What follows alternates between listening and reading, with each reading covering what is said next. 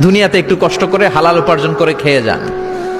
আল কানাআতু মিনাল ইসলাম, অল্পে খেয়ে তুষ্ট থাকার, আল্লাহ শুকরিয়া করা, এটার নামই ইসলাম। অল্প খাও, অল্প পড়ো, অল্প জমাও, অল্পের ভেতরে বরকত ঢুকাই দিছে কে? অনেকে দেখবেন অনেক খাই খাই নাই নাই করে, এটা যাদের স্বভাব তাদের কখনো বরকত হয় না।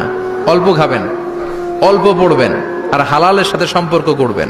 আল্লাহুম্মা কফিনি বিহালালিকা আন হারামিক ওয়া আগনিনি বিফাদলিকা আম্মান সিওয়াক।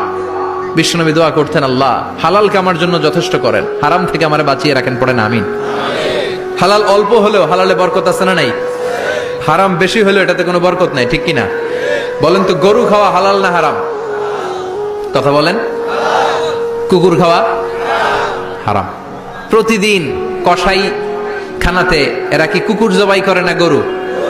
গরু জবাই করে। কুরবানির ঈদে কি দিয়ে কুরবানি দেন? গরু।